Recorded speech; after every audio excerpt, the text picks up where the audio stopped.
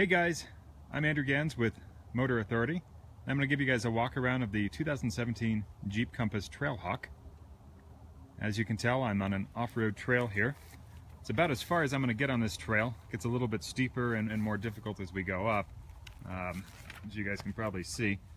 I apologize for the bounciness, but I am not on a real stable surface here, but it's a little more difficult. But anyway, this is the 2017 Jeep Compass Trailhawk. This is the off-road version of the all-new Compass. And if you guys have questions, feel free to ask them during this. But anyway, this one, it's the off-road model. There's several different versions of the Compass. This one's got a little bit more ground clearance. It's got its own slightly lifted suspension. It's got different front and rear bumpers that'll give it better approach and departure angles, which I'm just noticing it looks like I might have scuffed the very bottom of the bumper just a little bit there. So an even better approach angle would be appreciated, but it's still pretty good. They're right around 30 degrees front and rear, which is not bad. It's also got a simulated low range. It uses a 9-speed automatic, and what they've done on the Trailhawk is it starts in second gear. It's got a higher final drive, so your first gear is actually your low range. So if you select the low range button, which I'll show you guys in a second, you're actually just using first gear in it. And it seems to work. I mean, it's not a real 2-speed transfer case, but for basic off-roading, which a crossover is going to do, it's actually fairly capable. And again, any questions or any comments, please feel free to bring them up. I see somebody's calling it Chrysler Sebring. I think they're pretty far removed from the Sebring at this point. If anything, this is more of a Fiat than it is a Chrysler these days. This particular Compass is built in Mexico, but they're built all over the world, and it's designed for a global audience. We're just one of several markets that gets it.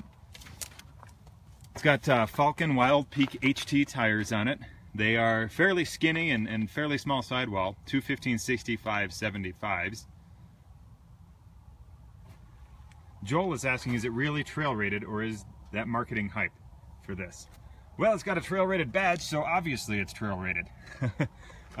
It's reasonably off-road capable. It's got some decent ground clearance. It's around 8.5 inches, if I remember correctly, which actually is a little bit less than some other crossovers, but isn't bad. It's got not a lot of wheel travel, as you can see here. I mean, that front wheel is pretty much as stuffed as it's going to get, and the rear is drooping about as much as it's going to get. It's got the 2.4-liter Tiger Shark 4-cylinder. Tiger Shark is Chrysler's, or FCA's marketing term for this. Oh, and I just stepped on an ant pile. I think we'll back up here. So it's 180 horsepower. I'm up at about 7,000 feet above altitude, or 7,000 feet above sea level altitude here, and it's not a lot of power. It's a little slow. It definitely struggles. You're flooring it to get up some of these mountain passes here. So you can see some of the Trailhawk specific features, like the beefy red tow hook here. It's a heck of a tow hook. But it's only one, which I've never understood why Jeep only puts one rear tow hook on it. I mean, why not have two back there? You're going to be tugging it at kind of an angle, unless you're stuck on the left side. This one's got the black roof option on it. And I'll go through the options on it in a second. There is not a diesel option in the US, Howard. There is overseas, but in the US, there's not one. 9-speed automatic. All the Trailhawks are 4-wheel drive. Again, you can kind of see some of the suspension articulation here. Not a lot. It's a fully independent suspension, and this is about as much as it's going to stuff in there in the rear, and that's about as much as that front is going to droop. So here, I'll show you guys the inside.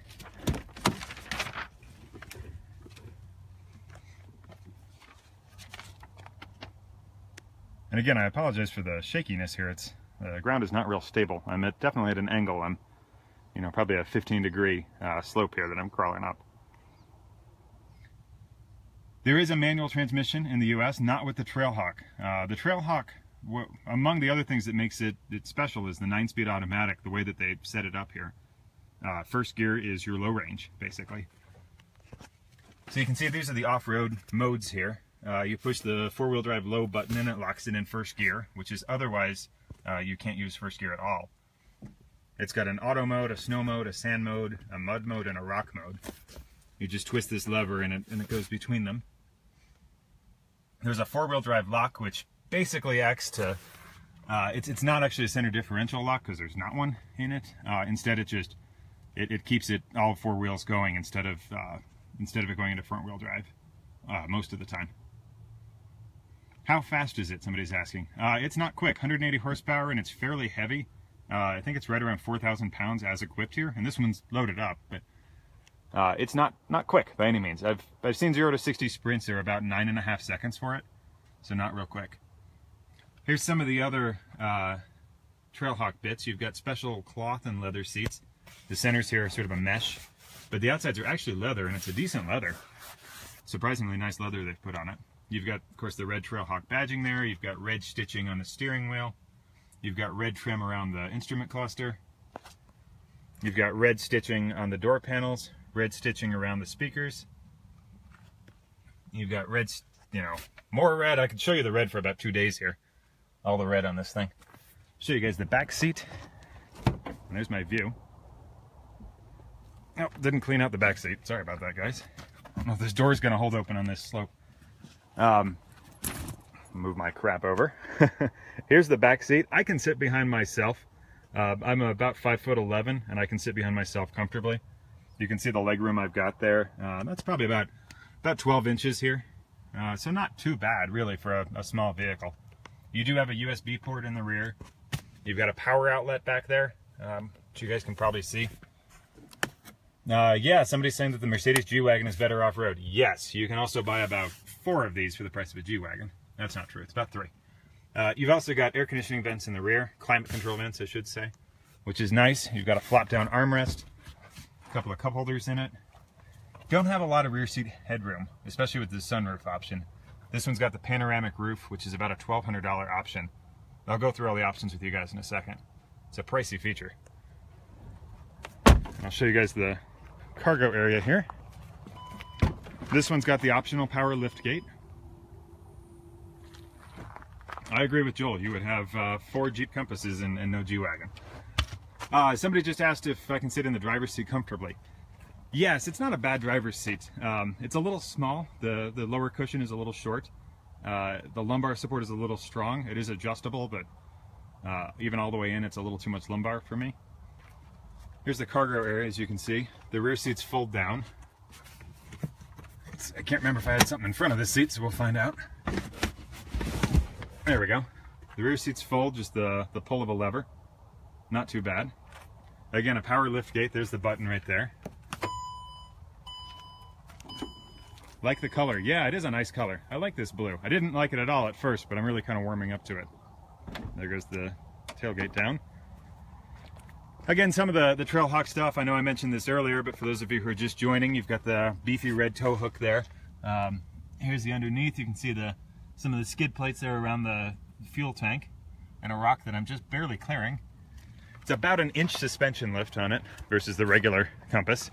And this is the only one, the Trailhawk is the only one with the simulated low range transfer case. 180 horsepower. Oh, watching from the Philippines. Thank you. How's the weather out there? All right, I'm going to go over the price with you guys now. Somebody wants me to rev it. It's 180 horsepower 4-cylinder. Let's. You can imagine a couple of hamsters on a wheel. All right, here's the window sticker, which I'll show you guys as I read it here.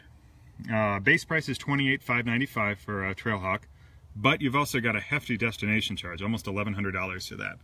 So you're not going to be out for much under $30 on a base model. Let's see here.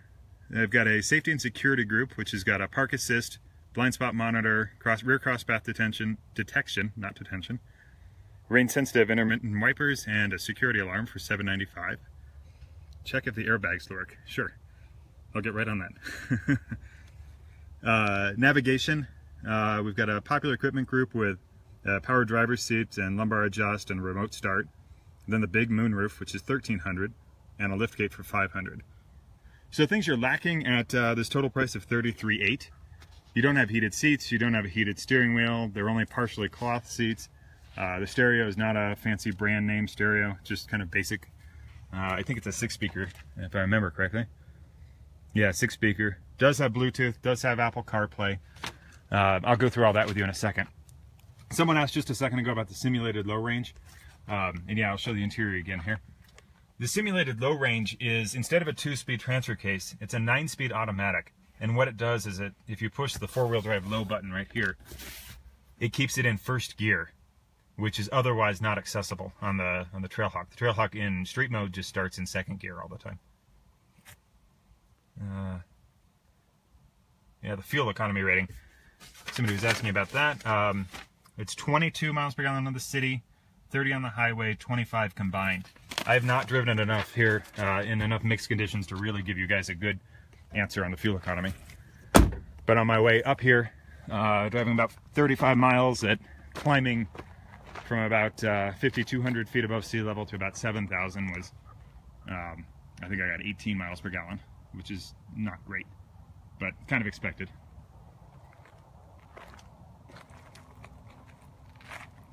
Since it's a Jeep, which is an FCA product, you've got a bunch of little Easter egg things in it.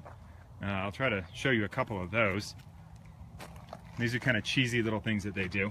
You guys can see in the headlight there, right behind or right in front of the bulb is a Jeep 7-slot grill design. Not really an Easter egg, but you can see the flat black on the hood there. That's one of those off-road things designed to reduce the reflection from the hood on a sunny day. Show you some more of the Easter eggs. There's a couple around back here. Not as many on this as some of the other FCA products. Take that call in a minute. One more Easter egg is back here with the powered tailgate. They've incorporated this little snake into the window. So when you're looking in the rearview mirror, you see this little tiny snake. It's really strange. Got another Jeep grill right here in the back. And you got a couple more. There's another little Jeep grill right here. Just a bunch of these little goofy things that they like to do. Anybody have any other questions? Give you guys another walk around here.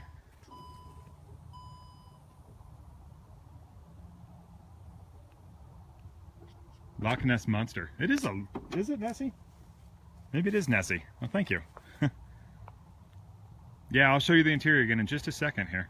Do one last exterior walk around.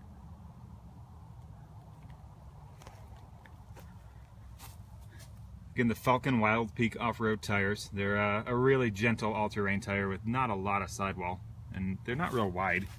As you can see, they're two 1565s, 17-inch wheel. 215/75? Yeah, 215/65. I'll show you guys the rear seat one more time here.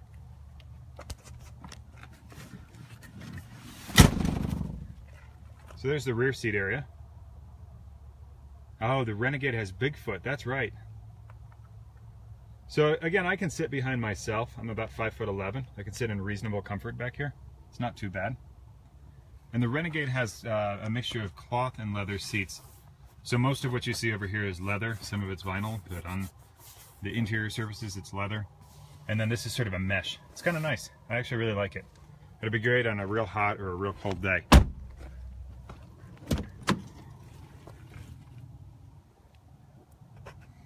Michael's saying that he has an old Compass, the lease ending. So this Compass has nothing to do with the old Compass, nothing whatsoever. I mean, it shares a name, very, very little with the old Compass. Platform is totally different. Here, I'll start it up for you guys so you can see some of the technology. So this one's got push button start.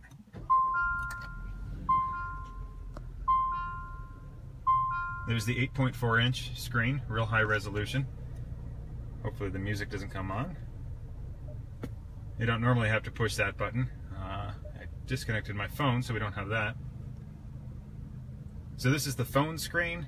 Here's the radio screen. You can see big preset buttons across the top. You can get to your other ones there. I didn't set any of these, so I don't know what they are, but media, if you had had a connected device. I disconnected mine so I could do this. Your climate controls are here, but they're also down here. I much prefer the actual button controls. I don't really know who's using these, the redundant ones up here. But this is normally where you'd find the heated seats, which this car does not have. They've got some apps that you can download here. you can add more to this. Most of these work over either your cellular network, or a few of them are Sirius XM apps. You got a settings panel here, a lot of stuff to go through. I mean, many pages of settings to go through. I mean, once you've even clicked on one of these, you've got a bunch of other stuff to work your way through. And then it's got navigation. This one has, they do have Apple Carplay, yes. I can't show you that obviously because I'm on my phone right now, but if I was, all you have to do is have it connected to the USB outlet right here, and it'll just pop up on the screen. I really like FCA's Apple CarPlay integration. It's one of the cleanest. They retain the buttons down here, so this section at the top would all be the Apple, and then you've got your FCA buttons there. So if you're, you want to do something that's unrelated to CarPlay, like turn on your heated seat, which again this car doesn't have. If it did, you would just push one of the buttons and then get to it, and then it'll take you right back to it. Really nice. And then back to the phone screen again, which, like I said, there's not a phone connected to it. You've got another screen right up here in the instrument cluster, which is nice. There's a fair amount of stuff you can work through. Buttons right here on the steering wheel. Yeah, Michael, I'll take you around to the front of it again. I'll do an outside in just a second. But you've got just basic trip computer functions up here. The kind of stuff you would expect to find. There's a speedometer, coolant temperature, and so forth, fuel economy stuff. Again, I'm averaging 16.9 miles per gallon, but that's not really indicative of actual fuel economy because it's been sitting here idling for a bit, and I drove up a mountain. Somebody wants me to rev. All right, fine, I'll rev it. I don't think it's going to let me do much, but it's probably going to cut me off at 3,000. Yeah, cut me off at 4,000. That's a 180 horsepower Fury right there. All right, let me take you guys around to the outside of it. I turn it off just to keep it quiet. Again, one last view of the dashboard.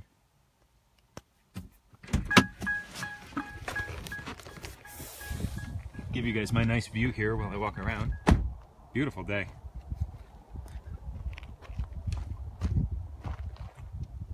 All right, so this is the back of it again.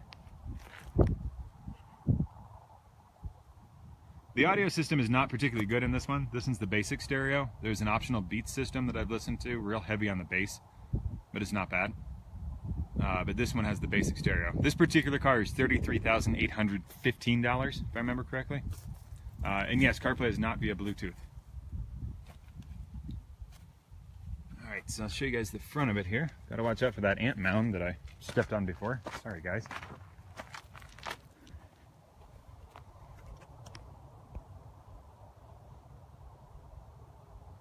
Yours has 4 speakers, this one has 6. Does it have a Rat Patrol package? I'm not sure I'm getting that reference. The premium audio is Beats, you're correct. Robert had a 4-door Sahara in Maui, which is quite different. Whoa. I'm on a bit of an incline here, and that was a ruck.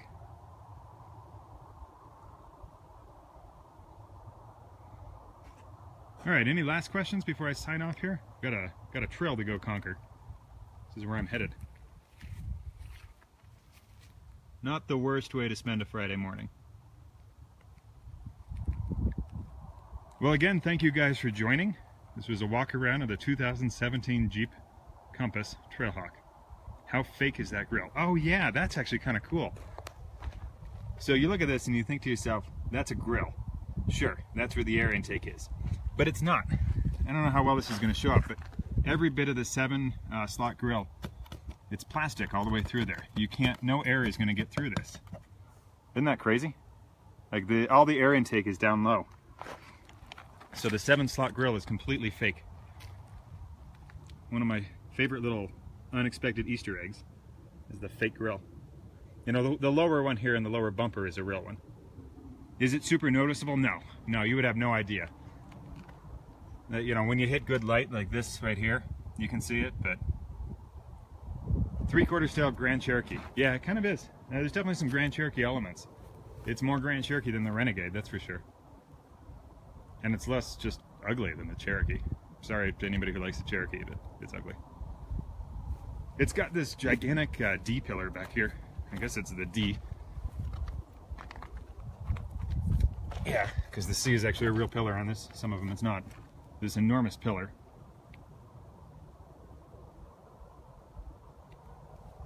All right, any other last questions before I sign off here? Hope you guys enjoyed it. Interior. Sure, I'll give you one quick look at the interior again, but if not, you can watch this video after I upload it. But there's a lot of interior talk. There's one quick view of the interior for you. But again, if you watch the video, you can see all of it. I go through all the infotainment and everything in it.